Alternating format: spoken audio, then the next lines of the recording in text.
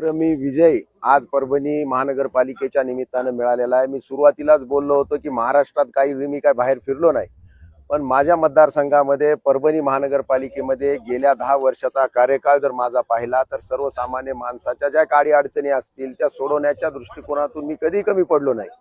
आणि त्याचाच एक भाग म्हणून आज तुम्ही पाहता की सगळीकडे धुळधाण उडालेली आहे।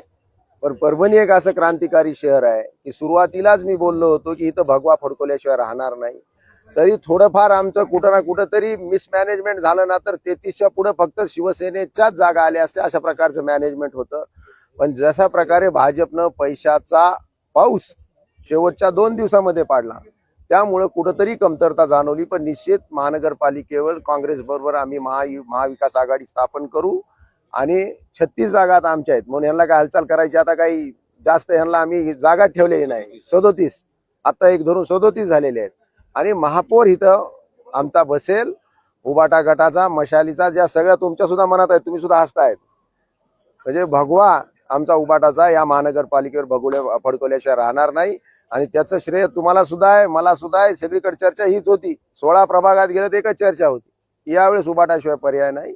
काँग्रेसच्या सहकार्यानं आम्ही निश्चित इथं भगवा फडकू आणि परभणीचा 100% विकास केल्याशिवाय राहणार नाही। तुम्ही 2 टर्म आमदार होता पण महापालिकेत सत्ता नव्हती, त्यामुळे विकास कामे रखडली। 100% काय आपण विकास कामे आम्ही भाषणात सुद्धा हेच म्हणायचो, केंद्रातून निधी आणायचा असतं सन्मान्य खासदार साहेब आहेत, राज्यातून आणायचा मी आहे।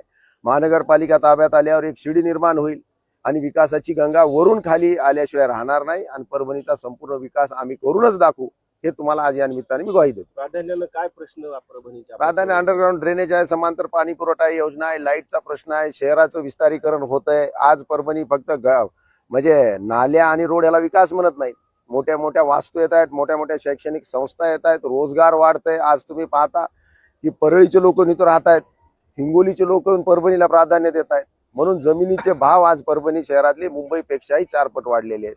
परभणीला पसंती लोक देत आहेत, म्हणून विस्तार जे व्हायला या शहराचा याला व्यवस्थित सगळे वॉटर मीटर गटर असेल किंवा रोजगार निर्मिती आम्ही 100% करून दाखवू आणि भ्रष्टाचार मुक्त महानगरपालिका ही आमची घोषणा आहे।